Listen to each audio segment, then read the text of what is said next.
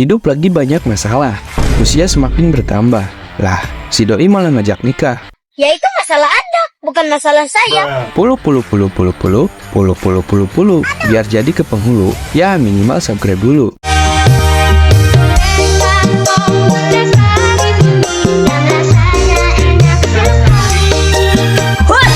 Di awal film, kita dijelaskan jika kaiju memiliki arti monster raksasa dalam bahasa Jepang, sedangkan Jaeger memiliki arti pemburu dalam bahasa Jerman. Film ini menceritakan tentang perlawanan umat manusia dalam menghentikan invasi makhluk raksasa bernama kaiju dengan menggunakan teknologi Giant Man Sign yang disebut Jaeger. Dalam teori alam semesta, manusia selalu percaya akan adanya kehidupan lain di luar angkasa. Namun ketika makhluk itu muncul dan mulai mengusik kehidupan di bumi, seakan mematahkan semua teori. Makhluk itu datang melalui portal antar dimensi yang berada di antara dua lempeng tektonik di dasar Samudra Pasifik. Kemudian, kita dikisahkan tentang kemunculan kaiju pertama yang menyerang Teluk San Francisco. Pada masa itu, kaiju kategori 1 berhasil dilumpuhkan hanya dengan teknologi perang konvensional seperti pesawat jet, tank tempur, dan misil. Meski begitu, tercatat pertarungan yang berlangsung selama 6 hari menyebabkan kerusakan pada 3 kota dan menelan ribuan korban jiwa. 6 bulan berlalu, kemunculan kedua terdeteksi di Manila, Filipina, kemunculan ketiga di Cabo, kemunculan keempat, dan seterusnya, hingga akhirnya manusia menyadari jika ancaman kaiju tidak akan pernah berhenti. Negara-negara di dunia pun sepakat, kemudian memutuskan untuk bersatu dan menciptakan monster mereka sendiri. Maka terlahirlah program Jaeger. Pada awalnya, program ini mengalami kesulitan karena beban syaraf yang diterima seorang pilot untuk terhubung dengan mesin raksasa. Lalu, kendali 2 pilot pun digunakan dengan masing-masing mengendalikan bagian kiri dan kanan yang terhubung satu sama lain melalui teknologi jembatan syaraf yang disebut drive. Singkat cerita, program Jaeger pun berhasil menghentikan kemunculan kaiju di seluruh dunia. Para pilot Jaeger pun seketika menjadi terkenal, diundang ke acara TV, masuk podcast Om Deddy, dan jadi kader PD.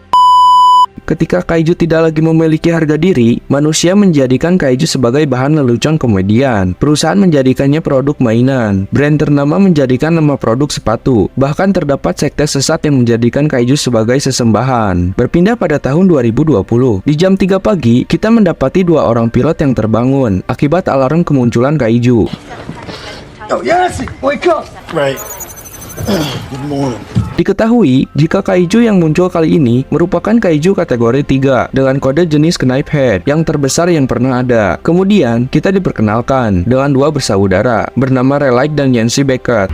You wouldn't have picked my brother Yancey and I for hero. Mereka berdua merupakan pilot dan kopilot dari Jaeger bernama Gypsy Danger. Kita diberitahu jika mereka bukan berasal dari tentara, juga bukan atlet juara. Namun, mereka membuktikan dengan berada di tempat ini dan sukses di setiap misi yang mereka jalani karena memiliki keunikan dalam kecocokan drive yang sesuai. Sebelum memasuki ruang kendali, mereka diharuskan mengenakan armor khusus. We had a unique skill.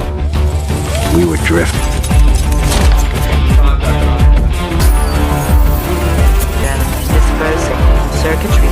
Setelah proses connecting selesai, para pilot terhubung dengan ruang komando. Komando meren? Prik anjing nunyeun naskah. Huh? Pria di ruang komando itu bernama Tendo Chow. Kemudian, komando diambil alih Marskal Staker Pentecost yang akan memimpin misi kali ini dan berperan memberikan arahan. Lalu, kita pun diperlihatkan dengan kokpit Gypsy Danger yang diluncurkan dan bergabung dengan bagian tubuhnya.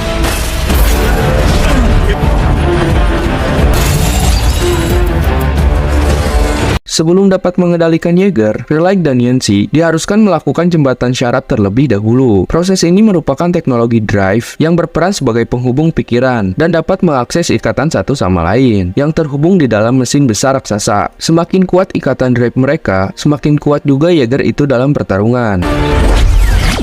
The drift. Lets mind melding through memories with the body of a jet. The deeper the bond.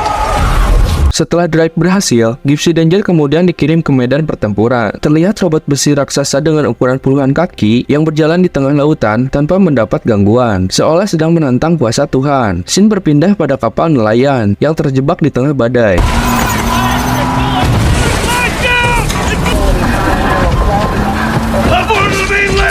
Diketahui jika mereka berniat untuk berlabuh di pulau terdekat. Namun beberapa saat kemudian, radar mendeteksi jika pulau yang mereka tuju semakin mendekat. Dalam situasi yang tidak pasti, mereka justru malah mendapati jika pulau yang akan mereka datangi merupakan jelmaan seekor kaiju berkepala hiu.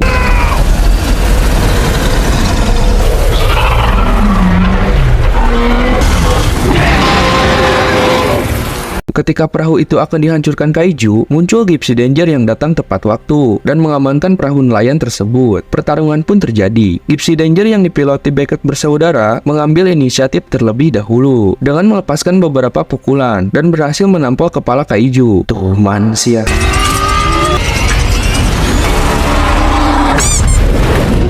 Tanpa basa-basi, Gypsy Danger mencoba mengakhiri pertarungan dengan melepaskan tembakan sinar plasma yang berhasil menumbangkan kaiju di hadapannya.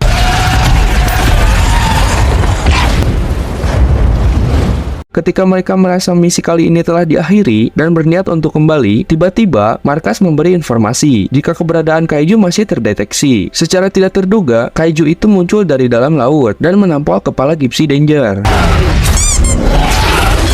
Alhasil, para pilot pun kehilangan keseimbangan, yang membuat kaiju dengan mudah menerkam dan mengoyak-ngoyak Gypsy Danger. Hei, enggak sih, era betul. Pulang saya, mama gigit nih. Au. Keadaan pun berbalik ketika kaiju mengobrak-abrik pertahanan Gypsy Danger. Bahkan, ketika sinar plasma kembali akan dilepaskan, tangan kiri Gypsy Danger pun berhasil dihancurkan. Terlihat, Relic menggerang kesakitan karena syarafnya yang terhubung dengan sisi kiri. Situasi semakin mencekam ketika kaiju berhasil menembus pertahanan dan mengambil Yancey Beckett.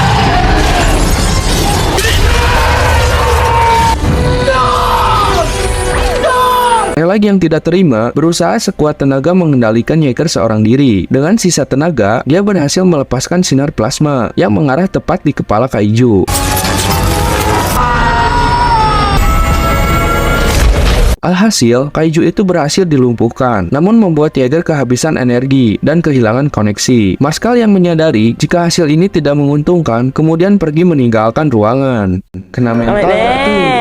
Scene berpindah pada tempat bersalju. Terlihat, Relic yang berhasil mengendalikan Gypsy Danger hingga ke tempat ini. Tiba-tiba, robot raksasa itu terguyur jatuh ke daratan. Relic yang selamat berusaha berjalan sambil menahan sakit kemudian pingsan. Beruntung ada seorang pria yang sedang bersama anaknya di tempat itu, yang kemudian menolong Relic. Berpindah pada Marskal Striker Pentecost yang terlihat menghadiri rapat virtual akibat insiden sebelumnya dan volume kemunculan kaiju yang tak terkendali. Belum lagi, kaiju semakin hari semakin berevolusi dan sulit dihadapi. Para petinggi telah sepakat untuk menghentikan program Yeager yang dianggap tidak lagi efektif, yang kemudian akan diganti dengan pembuatan dinding kehidupan yang dianggap lebih efektif untuk mencegah kaiju memasuki daratan karena dibangun di setiap pesisir pantai Pasifik. Lalu para Yeager yang tersisa akan dipindahkan ke pangkalan utama di Suterdome, Hong Kong. Program Yeager hanya diberi 8 bulan tersisa sebelum pembiayaan dihentikan selagi dinding masih dibangun. Marskal yang tidak terima tidak dapat melakukan apa-apa. We don't need him. Berpindah ke Alaska, kita diperlihatkan dengan Relic yang kini bekerja sebagai tukang las di salah satu lokasi proyek pembuatan dinding penghalang. Ketika para pekerja sedang beristirahat, tiba-tiba terdapat sebuah berita jika kaiju kategori 4 telah menembus dinding Sydney kurang dari 1 jam. Mendengar itu, para pekerja mulai menggerutu dan menganggap jika apa yang mereka kerjakan saat ini sia-sia. Namun terdapat informasi jika kaiju itu berhasil dihentikan oleh Yeager bernama Striker Eureka yang dipiloti oleh ayah dan anak bernama Hercules dan Kak Hansen. Kita pun diperlihatkan dengan gaya bertarung dari Striker Eureka yang terlihat lebih agresif dan memiliki mobilitas tinggi dibanding Gypsy Danger.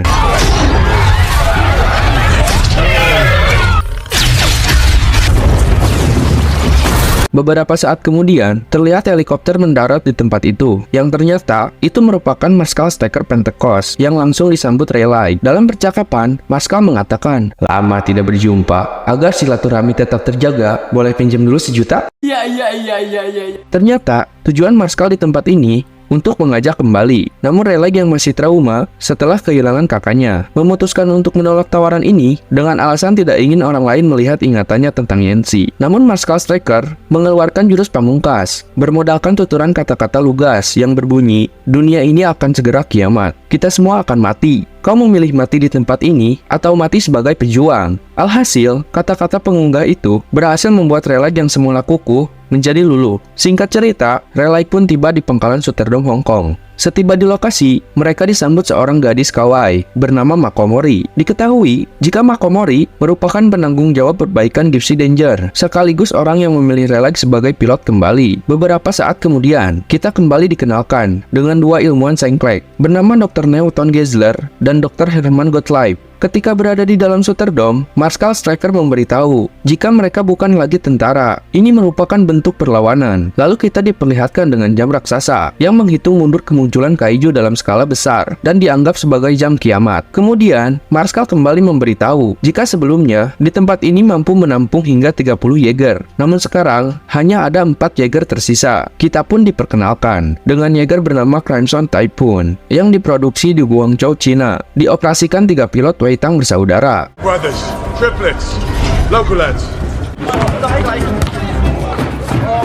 Di tempat itu juga terdapat Jaeger generasi pertama bernama Kerno Alpha yang terberat dan terkuat di kelasnya. Dipiloti oleh pasangan sejoli bernama Sasa dan Alexis Kaidanovsky. No mistake, Mr. Beckett. It's a brutal war machine. On their watch, it stayed unbreached for 6 years. Di tengah penjelasan, mereka dihampiri seorang pria bernama Hercules Hansen. Kita diberitahu jika Hercules dan Relight merupakan teman lama dan pernah berjuang bersama ketika kaiju menyerang Manila, Filipina 3 tahun yang lalu. Dalam kesempatan ini, Marskal Striker Pentecost kemudian menjelaskan tentang misi yang akan mereka lakukan. Ternyata ini merupakan rencana untuk meledakkan titik tembus dan memasuki portal antar dimensi dengan menggunakan hulu ledak nuklir yang diikatkan pada Striker Eureka. We're going for the breach, Mr. Beckett. I'm a nuclear warhead to strike us back. Yeah, it was lucky we were still around. Yep, now it's running. Sedangkan Relight dan 2 Jaeger lainnya berperan sebagai pengawal. Relight yang ragu kembali menanyakan jika rencana yang akan mereka lakukan pernah dicoba sebelumnya dan mendapati jika portal antar dimensi tidak dapat dihancurkan. Namun Marskal mengatakan dan berkata, "Aku punya rencana, kalian hanya harus melakukannya." Kelas, bro. Berpindah pada Dr. Hermann Gottlieb yang terlihat sedang menghitung rumus dan memprediksi jika dalam 4 hari ke depan mereka akan menemukan kemunculan kaiju setiap 8 jam sekali dalam 1 hari. Kemudian, dia menyampaikan kemungkinan jika kemunculan kaiju dalam jumlah besar dapat menyebabkan portal tidak stabil dan itu merupakan kesempatan mereka satu-satunya untuk memasuki titik tembus dan meledakkannya dari dalam. Namun Dr. Newton Geisler menyangkalnya jika hal ini hanya sebatas teori dan belum pasti. Newton lantas menunjukkan temuannya tentang kaiju yang sebenarnya memiliki DNA persis satu sama lain. Newton menyimpulkan jika kaiju merupakan makhluk cloning yang diciptakan makhluk lain dan digunakan sebagai alat untuk menghancurkan peradaban manusia. Dia pun mempunyai sebuah ide gila untuk melakukan drive bersama bagian otak kaiju demi mendapatkan informasi yang telah pilot dan mengetahui kebenaran di balik alasan kemunculan kaiju di bumi. Namun, Marskal tidak menyetujui usulan ini karena menganggap jika manusia tidak mampu menahan beban syaraf dari raksasa itu. Kemudian Marskal memutuskan pilihannya untuk menggunakan ide Gottlieb, berpindah kepada Relight yang dibawa Makomori untuk melihat hasil perbaikan Gypsy Danger. Oh my god. It looks like new. Better than you. She's one of a kind now. Di lokasi, dia tanpa sengaja bertemu teman lamanya bernama Tendo Chow. Tendo. It's good to see you, buddy. Singkat cerita, Relight terlihat sedang berada di kamarnya. Tiba-tiba, dia ditemui Makomori yang menceritakan jika sebenarnya dia merupakan calon kopilot Relight. Mako juga memberitahu nilai sempurna yang dia dapat dalam tes simulasi. Namun karena alasan tertentu, Marskal Striker tidak mengizinkannya. Makomori kemudian menawarkan untuk menyeleksi beberapa orang yang telah dia siapkan untuk Relight pilih. Keesokan harinya, Makomori datang menemui Marskal Striker untuk membujuk kembali dan mengizinkannya menjadi kopilot Gypsy Danger. Namun Marskal tetap menolak dengan alasan jika Makomori belum mampu mengendalikan emosinya sendiri. Mako, vengeance is like an open wound. You cannot take that level of emotion into the drift. Di jam sarapan, Relight ditemui Hercules Hansen yang mengajaknya makan bersama. Ketika perbincangan berlangsung, Kak Hansen yang sedari awal tidak menyukai keberadaan Relight tanpa etika memaki Relight di depan banyaknya pekerja di sana. Kak Hansen kemudian mengatakan jika penyebab program Jaeger dihentikan akibat kegagalan Relight dalam insiden sebelumnya yang dinilai tidak berguna dan tidak pantas kembali berada di tempat ini. Anjing, kasar seta. Relag yang tidak peduli, setelah sarapan, dia mendatangi tempat seleksi untuk memilih calon kopilotnya. Namun dia mendapati jika semua peserta tidak memiliki kriteria untuk melakukan drive bersamanya. Terlihat para peserta berhasil dijatuhkan dengan mudah, hanya dengan beberapa langkah.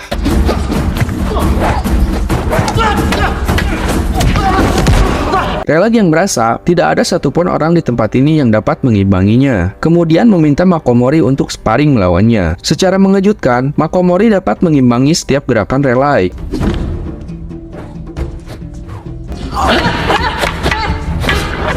Alhasil, secara tidak langsung, itu menegaskan jika hanya Makomori satu-satunya kandidat yang pantas untuk mendampingi Relag sebagai pilot Gypsy Danger. Namun secara sepihak, Marskal tetap pada keputusannya untuk tidak melibatkan Makomori. Sebagai gadis remaja yang rapuh, Makomori kecewa dengan keputusan Marskal, kemudian pergi meninggalkan mereka berdua. Relag yang tidak menyerah dan mencoba meyakinkannya kembali. Namun Mako memutuskan untuk tetap menghormati keputusan Marskal. Keesokan harinya, Relag yang akan melakukan percobaan Gypsy Danger berniat mengajak Makomori, namun dia yang ragu kemudian mengurungkannya. Beberapa saat kemudian, Marskal Striker datang menemui Makomori. Dia yang telah melakukan pertimbangan sepanjang malam, akhirnya luluh dan mengizinkan Makomori sebagai kopilot Gypsy Danger. Kembali ke Relag yang memasuki kokpit Gypsy Danger, dia terkejut sekaligus lega setelah mendapati jika orang yang mendampinginya kali ini adalah Makomori. Setelah semua persiapan selesai, mereka berdua melakukan uji coba drive bersama.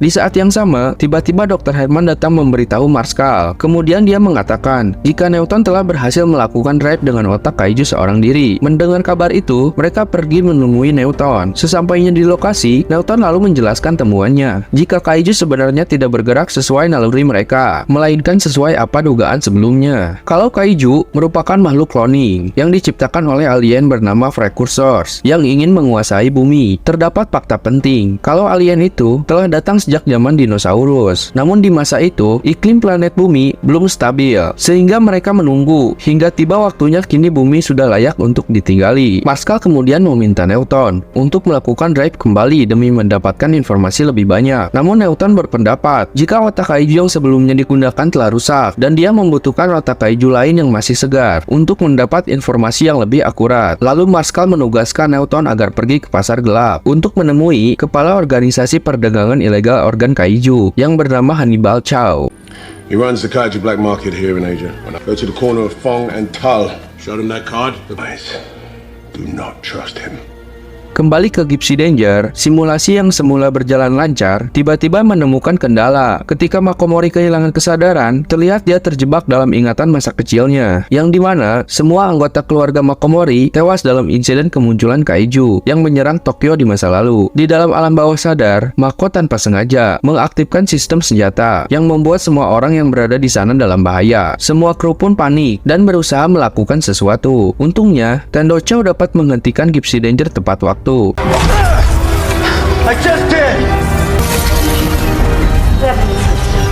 Makomori pun akhirnya terlepas, kemudian tidak sadarkan diri. Setelah kejadian sebelumnya, Kak Hansen yang tidak terima meminta agar Relag dan Makomori tidak terlibat dalam misi ini. Dengan alasan, dia tidak ingin Relag dan Mako menjadi beban dan membahayakan dirinya. Relag yang sedari tadi menahan diri, akhirnya tidak dapat menahan emosi ketika Kak Hansen memaki Makomori dengan sebutan atlet micet. Perkelahian pun terjadi dan memperlihatkan Kak Hansen yang tidak berdaya dan merupakan bukan apa-apa di hadapan Relag.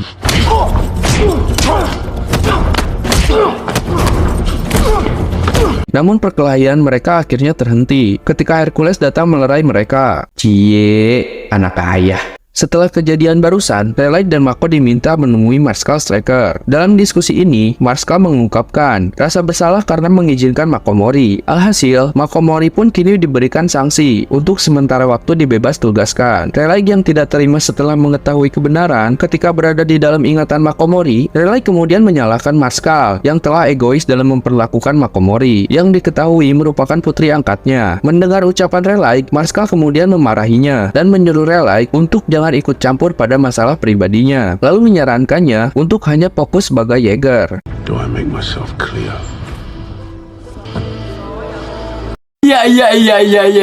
Singkat cerita, Newton yang telah berada di Hong Kong menemukan toko barang antik. Ternyata, toko itu merupakan tempat persembunyian yang memiliki ruang rahasia. Ketika Newton memasuki ruangan itu, dia terkejut mendapati banyaknya organ kaiju yang masih baru. So that's a lift plan from Category 2. Cuticle?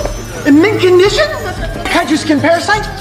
I've never seen them alive before. Tentu saja sebagai ilmuwan yang meneliti kaiju sepanjang waktu, ini merupakan surga baginya. Beberapa saat kemudian, dia ditemui pemilik tempat ini, sekaligus orang yang bernama Cannibal Chow. What do you want? Kembali ke Suterdome, Tante Chow terkejut setelah menemukan jika penanda bereaksi dan menunjukkan kemunculan 3 kaiju sekaligus untuk pertama kalinya. Yang keduanya merupakan kaiju kategori 4 dan sedang menuju Hong Kong. Merespon hal itu, Marshall menugaskan 3 Jaeger untuk dikirim ke lokasi tanpa melibatkan Gypsy Danger. Tidak ingin mengambil resiko, Marshall menugaskan Striker Eureka untuk menjaga garis belakang, sedangkan Crimson Typhoon dan Colonel Alpha dikirim ke garis depan. Sesampainya di lokasi, kita diperlihatkan gaya bertarung dari kedua Jaeger ini, di mana Crimson Typhoon dengan teknik pemecah badai.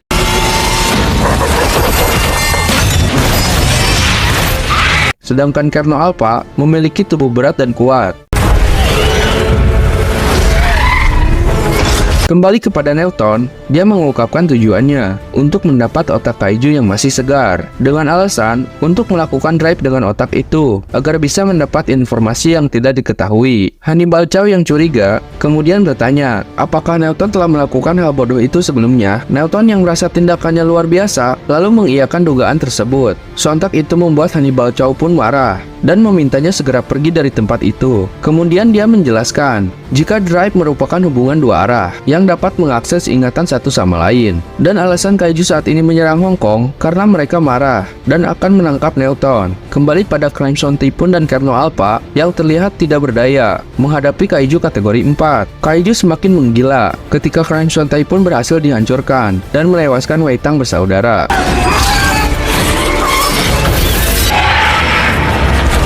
Sedangkan Colonel Alpha menerima semacam cairan asam yang menyebabkan efek korosif pada armor Jaeger tersebut.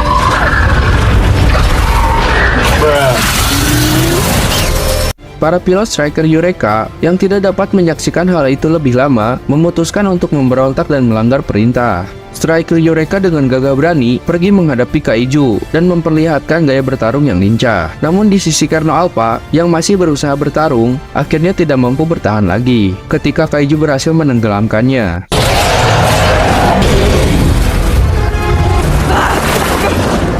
Striker Eureka yang masih tersisa dengan agresif melawan 2 kaiju kategori 4 seorang diri. Meski cukup mendominasi dan bersiap mengakhiri pertarungan dengan melepaskan skill ultimate-nya. Tiba-tiba, salah satu kaiju mengeluarkan gelombang kejut yang sangat dahsyat.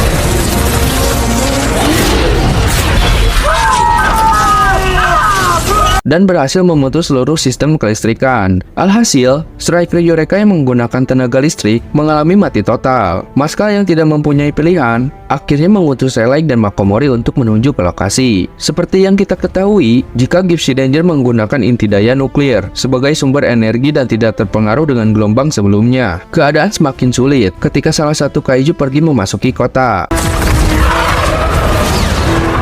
Newton yang menyaksikan jika kaiju telah memasuki kota, kemudian memutuskan untuk berlindung di bunker umum. Di sisi lain, Striker Eureka tidak dapat berfungsi, tentu saja menjadi sasaran empuk bagi kaiju di sana. Namun Hercules dan Kak Hansen yang tidak ingin pasrah, memutuskan untuk keluar dan melawan kaiju itu dengan menggunakan Swear Gun.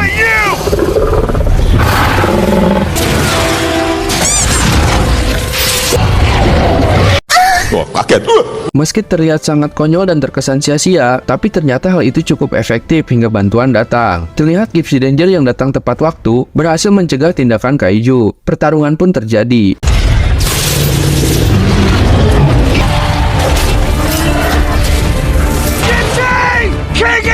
Dengan semangat berapi-api, Gypsy Danger berhasil dilemparkan kaiju hingga ke dermaga.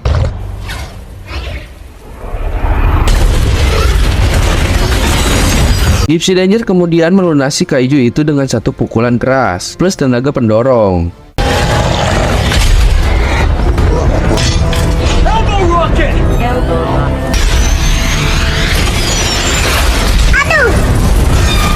Pukulan yang cukup menyakitkan membuat Kaiju memutuskan untuk menggunakan Tower Crane sebagai senjata untuk menghantam Gypsy Danger secara brutal. Gypsy Danger yang cukup kesulitan kemudian memutuskan untuk mengambil 2 kontainer di sekitarnya, lalu menggeprek kepala Kaiju.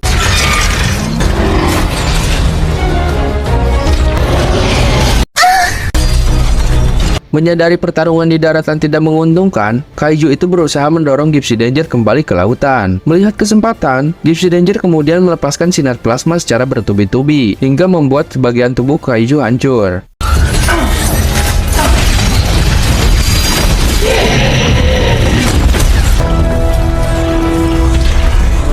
Belajar dari kesalahan, Raleigh kembali memastikan jika Kaiju tersebut benar-benar mati. I think this guy's dead. No pulse.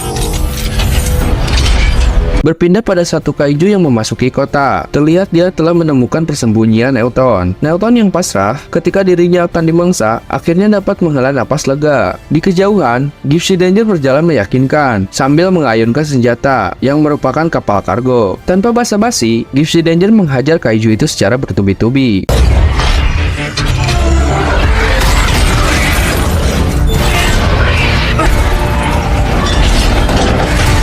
Kaiju itu pun kemudian pergi melarikan diri. Di tengah pengejaran, tiba-tiba Kaiju tersebut menyergap dari balik gedung dan berhasil mengunci pergerakan Gypsy Danger.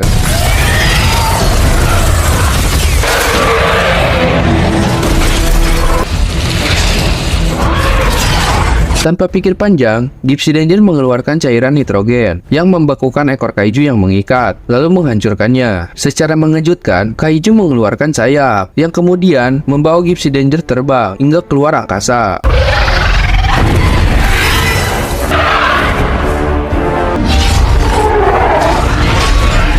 Namun, Gypsy Danger yang telah dimodifikasi mengeluarkan pedangnya dan berhasil membelah Kaiju itu menjadi 2.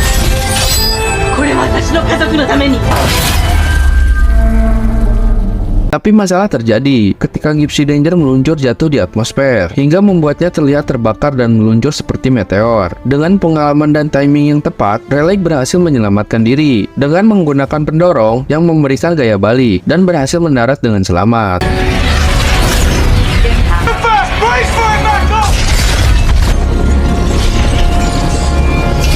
Setelah tiba di pangkalan, Raleigh dan Makomori disambut bak pahlawan. Namun perasaan itu terhenti ketika Marskal Striker datang. Marskal menyadari jika misi peledakan harus segera dilakukan, karena jika menunda waktu lebih lama, kemunculan Kaiju berikutnya tidak akan memberi mereka kesempatan. Berpindah ke bangkai Kaiju di dermaga, terlihat Hannibal Chow dan anak buahnya sedang melakukan penjarahan organ. Nelton yang berada di sana untuk menagih otak Kaiju tiba-tiba mendapati jika Kaiju sedang mengandung bayi. Bayi Kaiju itu masih hidup, kemudian bereaksi dan mengincar Nelton.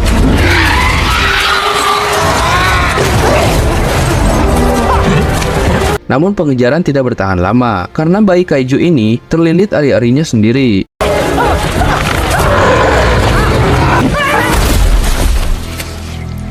Hannibal Chow pun datang dan menjelaskan jika monster kecil itu seharusnya prematur dan hanya akan bertahan 1 menit ketika berada di luar rahim. Namun naas, ketika Hannibal Chow berada di dekat monster itu, tiba-tiba makhluk itu bangkit dan menelan dirinya hidup-hidup. Anyway,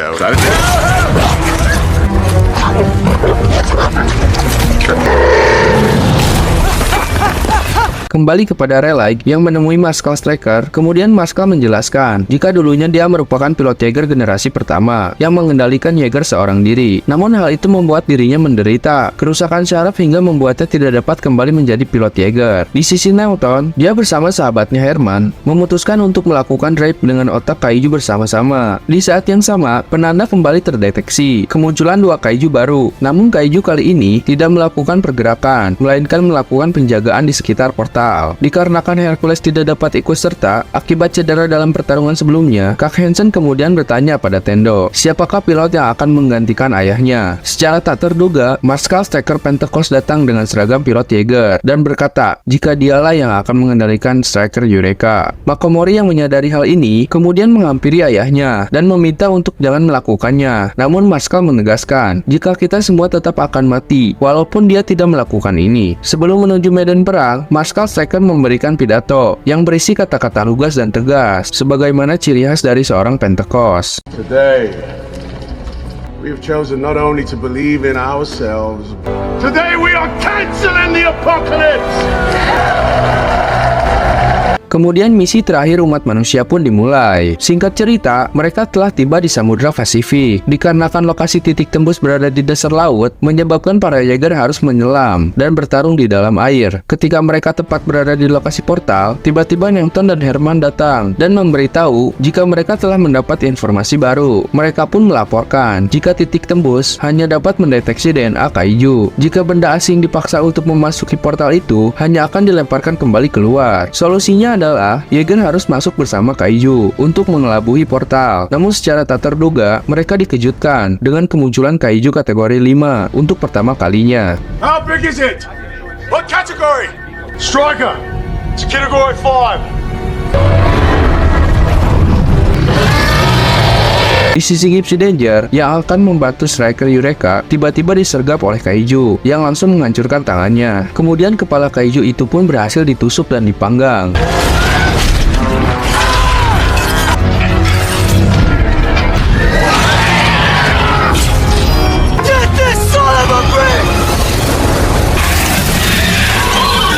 Namun tidak lama, kaiju itu dapat melepaskan dirinya. Ketika kaiju itu menyerang balik, Gypsy Danger yang hanya tersisa lengan kiri berhasil memanfaatkan kesempatan. Dengan hanya satu gerakan, berhasil membelah kaiju tersebut.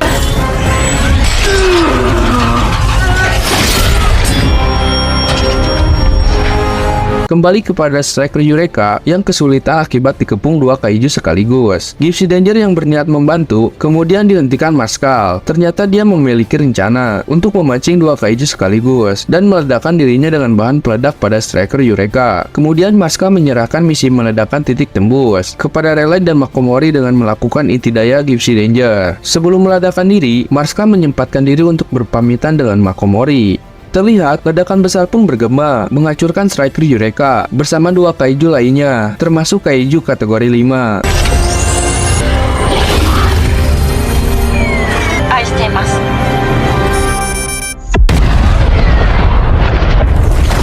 Setelah ledakan berakhir, Gypsy Danger mengambil serpihan bangkai kaiju dan berjalan terpincang-pincang dengan satu kaki yang tidak berfungsi menuju portal antar dimensi. Ketika berada tepat di mulut portal, seekor kaiju lain menghalangi jalan Gypsy Danger. Melihat hal itu, Gypsy Danger mengaktifkan pendorong dan membawa kaiju tersebut jatuh bersamanya.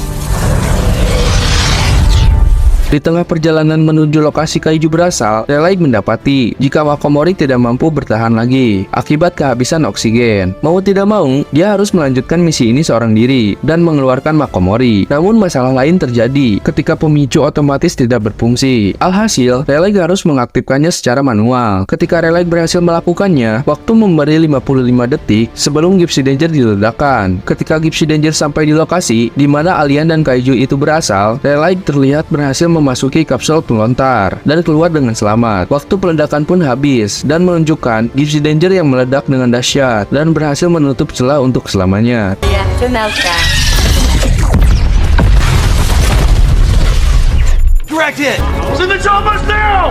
Kemudian kita diperlihatkan dengan Makomori dan Rayleigh yang berhasil selamat. Di markas, Hercules Hansen mengambil alih untuk memberi perintah agar jam kiamat dihentikan. This is Marshal Hercules Hansen. Stop the clock!